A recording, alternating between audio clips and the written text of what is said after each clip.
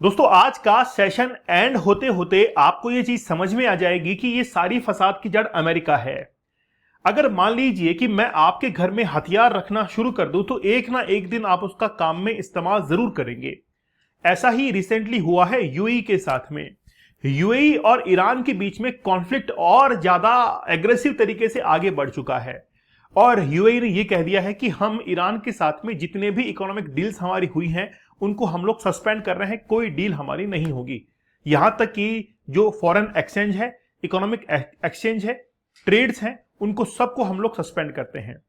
आपको एक बात ये समझ लेनी चाहिए कि इस पूरे विश्व के अंदर ग्लोबल जो पॉलिटिक्स है इसमें अमेरिका वो व्यक्ति है जो कि युद्ध करवाता भी है, युद्ध लड़वाता भी है और युद्ध जीत भी जाता है, और वो भी बिना युद्ध लड़े। ये बात बड़ी कंट्रोवर्सी आपके दिमाग में चल रही होगी, सर ने ये क्या बात कह दी कि ना तो युद्ध लड़ रहा है और फिर भी युद्ध जीत रहा है। यही है अमेरिका। आज इस सेशन के अंदर ये बात जो है वो जो है साबित होने वाली है। ऑल ट्रेड्स, कमर्शियल एक्सचेंज वगैरह सब कुछ जो है सस्पेंड कर दिया गया है क्योंकि ईरान ने एक बैलिस्टिक मिसाइल को लॉन्च किया है यूएई के ऊपर। लेकिन क्या वाकई में ईरान इस बात को एक्सेप्ट करता है? आप जब भी गल्फ कंट्रीज को देखेंगे तो गल्फ कंट्रीज को देखकर हमारे दिमाग में आते हैं शेख, हमारे दिमाग में आता है पैसा, हमारे दिमाग में आता है ऑयल एंड नेचुरल गैस। यार पैसा बहुत है मगर प्यार चाहिए, प्यार भी इनके पास में है, उसकी भी कमी नहीं है। पैसा भी बहुत है लेकिन वो पैसा और वो प्यार जो है दूसरे देशों को बड़ा खलता है, इसीलिए दूसरे देश बार बार जो है इनके ऊपर नजर गड़ाए हुए रहते हैं। सऊदी अरेबिया के अंदर आप जाएंगे तो सऊदी अरेबिया के तो रंग ढंगी कुछ है, बहुत पैसा इसने बनाया है और वो भी अमेरिका की मदद से। खुद के पास में तो था ही। मतलब कहते हैं कि सऊदी अरेबिया एक ऐसा व्यक्ति है जिसके अंदर काबिलियत है, लेकिन हीरे की परख हमेशा जौहरी को होती है। तो जौहरी अमेरिका था जिसने हीरे को पहचान लिया और ये बता दिया कि तेरे अंदर ये काबिलियत है, तो इस काम को कर ले, और सऊदी अरेबिया ने कर लिया। सबसे अमीर गल्फ कंट्रीज के अंदर इस्लामिक नेशन बन गया वो। इसके बाद में चलते हैं यूएई के ऊपर। यूएई का आप मैप देखिए, आप यूएई के मैप को देखेंगे तो ऐसा लगेगा कि घोड़ा जो है वो खड़ा है ना, बस पैर नहीं है उसके। तो यूएई को आप देखेंगे तो यहां तक उसका फैलाव है। ओमान को लेकर भी कई कंट्रोवर्सी अभी क्रिएट हो चुकी हैं। रिसेंटली क्या हुआ है कि यूएई ने यह क्लेम किया है कि ईरान ने हमारे ऊपर बैलिस्टिक मिसाइल जो है वो दाग दी हैं और 2 बैलिस्टिक मिसाइल हमारे ऊपर दागी गई हैं। ये तो भला हो हमारे एयर डिफेंस सिस्टम का, जिसकी मदद से हमने दोनों बैलिस्टिक मिसाइल्स को डिटेक्ट करके हवा के अंदर ही उनको मात दे दी। बात यह है कि यूनाइटेड अरब एमिरेट्स इसको क्लेम कर रहा है, यह नहीं कह रहा है कि मेरे पास में प्रूफ है। ईरान ये कह रहा है कि भाई देखिए कोई प्रूफ नहीं है इसके साथ, इसके पास में ये हवा के अंदर बात कर रहा है। अभी विस्तार से हम लोग बात करेंगे इस बारे में। दोस्तों हमारा 50 डेज का हार्ड चैलेंज बड़ा जबरदस्त है। मैं आपसे कहना चाहूंगा कि अगर जिंदगी के अंदर चुनौतियां नहीं होंगी, जिंदगी के अंदर अगर इनोवेटिव आइडियाज नहीं होंगे तो आप जीवन में आगे नहीं निकल पाएंगे। वही चुनौतियां आपके जीवन के अंदर बहुत बड़ा बदलाव कर सकती हैं। एक बहुत बड़ी बात है कि जब आप कोई भी काम करते हैं तो आपका जो प्रोसेस है, प्रोसेस जो है किसी को दिखाई नहीं देता। आउटपुट दिखाई देता है कि उसका आउटपुट क्या है, आउटकम क्या निकल के आया है, वो हमारी सोसाइटी को दिखाई देता है। लेकिन जिस प्रोसेस को वो सोसाइटी देख नहीं पाती है, उस प्रोसेस को वो यूनिवर्स देखता है, वो ब्रह्मांड देखता है कि इस बंदे ने ये प्रोसेस किया है और उसका आउटकम आपको जरूर मिलता है। तो आपको कभी भी आउटकम ना मिले तो इस बात को लेकर परेशान ना हो कि आपने मेहनत नहीं की है। वो मेहनत जो है एक ना एक दिन वक्त ऐसा आएगा जो कि राइट डायरेक्शन में अगर की गई मेहनत है तो वो आपको एक दिन जरूर उसका रिजल्ट देगी। वैसा यहां पर भी है। अगर आप आज चैलेंज लेंगे, चुनौती लेंगे अपने जीवन के अंदर कि मुझे 100 डेज का, 50 डेज का, 75 डेज का चैलेंज कंप्लीट करना है, तो ये वो प्रोसेस है जिसके अंदर से गुजरकर, जिस फनल में से आप गुजरकर अपने आप को बहुत बड़ा चेंज कर सकते हैं। ठीक है, चलिए क्या हुआ है देखिए। यूएई ने सस्पेंड कर दिए हैं ऑल ट्रेड्स को। सस्पेंड किया गया है, पूरी तरीके से खत्म नहीं किया गया है। सभी ट्रेड्स को, चाहे फिर वो कमर्शियल एक्सचेंज हो, फाइनेंशियल ट्रांजैक्शंस हो, ईरान के साथ में उसको खत्म कर दिया गया है क्योंकि एक्यूज ये है कि ईरान ने 2 बैलिस्टिक मिसाइल्स लॉन्च की है और यूएई के डिफेंस मिनिस्टर ये कह रहे हैं कि it's air defence system detected, मतलब उनका जो एयर डिफेंस सिस्टम है उसने डिटेक्ट किया और बैलिस्टिक मिसाइल्स को हवा के अंदर ही तबाह कर दिया। तो बात यह है कि यूएई के पास में आखिरकार कौन से एयर डिफेंस सिस्टम है? मैंने क्या कहा था, अमेरिका ही इस फसाद की जड़ है। अमेरिका ने ही इनको थर्ड सिस्टम दिया है। तो यूएई के पास में क्या है? थर्ड सिस्टम है जो कि यूएसए का है। पैट्रियट मिसाइल्स हैं, PAC-3 उनको कहते हैं, ठीक है ना। तो ये सब जो है वो कहां से आया है, अमेरिका के पास में आया है। तो अमेरिका ने ही इनको कहा कि कल को युद्ध होने वाला है, मैं तुमको पहले से ही एयर डिफेंस सिस्टम दे देता हूं, क्योंकि मैं आगे जाकर गल्फ कंट्रीज के बीच में एक ऐसा इंबैलेंस क्रिएट कर दूंगा जिससे वो एक दूसरे के ऊपर अटैक करना शुरू कर देंगे। उन्हीं अटैक से बचने के लिए मैं आज तुमको एयर डिफेंस सिस्टम दे रहा हूं और भविष्य में जाके तुम्हारे वो काम में आएगा। इसीलिए 2026 में यूएई का एयर डिफेंस सिस्टम जो है वो काम में आ चुका है, थर्ड। और आज यूएई धन्यवाद दे रहा है, थैंक दे रहा है किसको, अमेरिका को, कि भाई देखो तुमने हमें एयर डिफेंस सिस्टम दे दिया था इसलिए आज हम बच गए। लेकिन बात यह भी तो है, जो धन्यवाद दिया जा रहा है वो एक साइकोलॉजिकल गेम है। अमेरिका ने ही पहले इनिशिएट किया था इस युद्ध को, कि उसको पता था कि गल्फ कंट्रीज को मैं अपने एहसान तले कैसे दबा सकता हूं। तो आज यूएई जिस बात का धन्यवाद कह रहा है, वो युद्ध तो होना ही नहीं चाहिए था। जब वो युद्ध नहीं होगा, जब वो वॉर की कंडीशन ही नहीं होगी, बैलिस्टिक मिसाइल्स लॉन्च ही नहीं होनी चाहिए थी, तो फिर ये यूएई धन्यवाद किस बात का देता। आप समझ रहे हैं, हथियार भी अमेरिका के, बचाने वाला भी अमेरिका का, हथियार गिराने वाला भी अमेरिका का, हर चीज जो है अमेरिका के कंट्रोल के अंदर है। तो आप ये चीज समझने की कोशिश कीजिए कि हर फसाद की जड़ अमेरिका है पूरे विश्व के अंदर। आज एक रिसर्च रिसेंटली सामने आई जिसमें कहा गया कि डोनाल्ड ट्रंप को पसंद करने वाले लोग अमेरिका के अंदर केवल और केवल 33% बच चुके हैं। और ये बात डोनाल्ड ट्रंप को खुद को पता है। हो सकता है कि इस 33% के अंदर केवल वही व्यक्ति हो जो कि डोनाल्ड ट्रंप की कंपनी से डायरेक्टली या फिर इनडायरेक्टली जुड़े हुए हों, या फिर उन्होंने भी उस आइलैंड पे जाकर मौज मस्तियां की हो, इसीलिए वो 33% के अंदर काउंट हो रहे हों।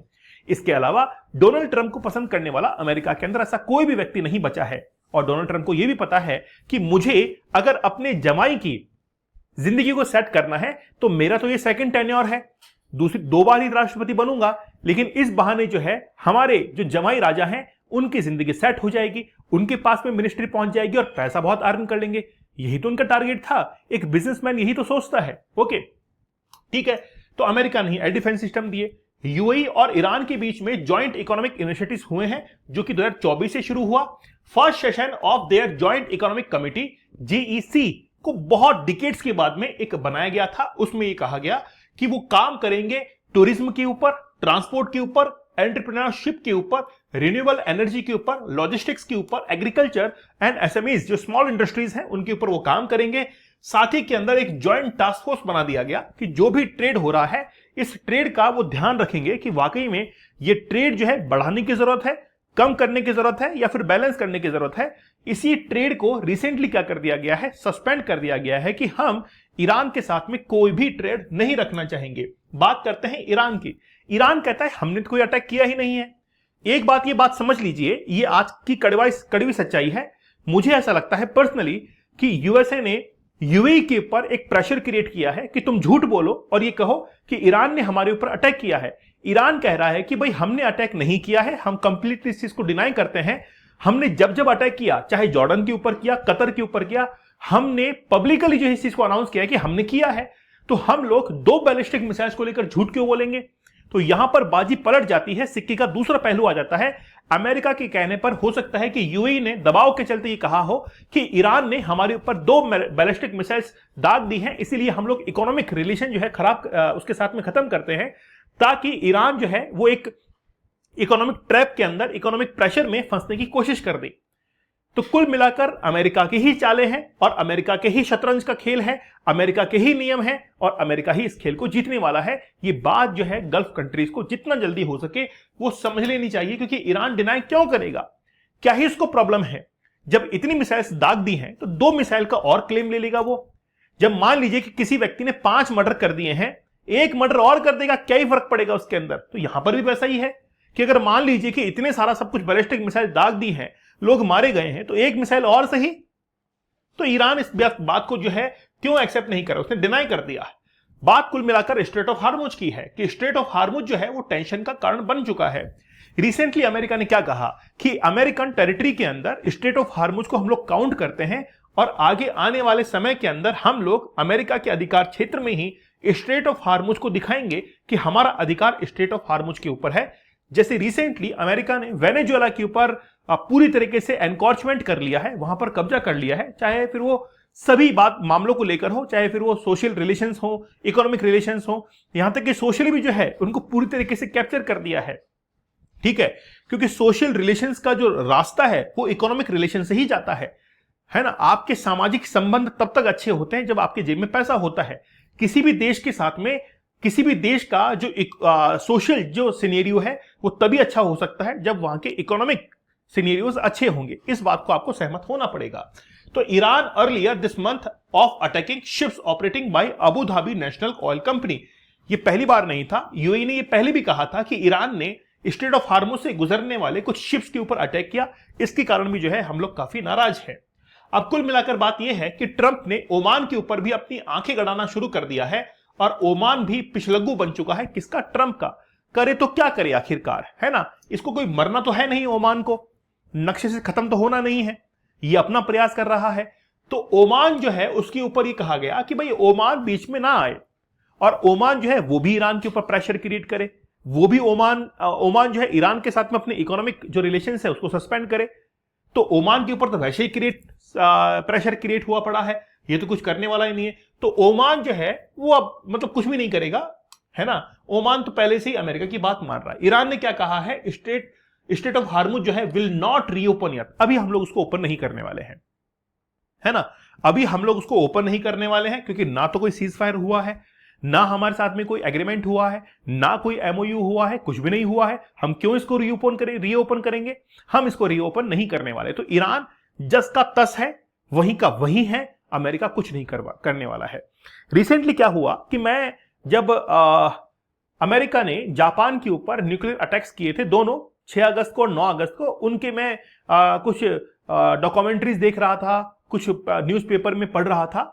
तो मुझे बड़ा सरप्राइजिंग थिंग लगा कि यार अमेरिका और रशिया ने दोनों मिलकर जापान के ऊपर अटैक किया, है ना, और 2 एटम बॉम्ब वहां पर गिराए। वही स्थिति जो है ईरान के साथ में आगे आने वाले समय में हो सकती है, क्योंकि जितना भी अलार्मिंग कंडीशन थी वो ऑलरेडी हो चुका है और ट्रंप जाते जाते ईरान के ऊपर एक जबरदस्त अटैक कर सकते हैं। आपका क्या मानना है मुझे आप कमेंट सेक्शन में जरूर बताइएगा।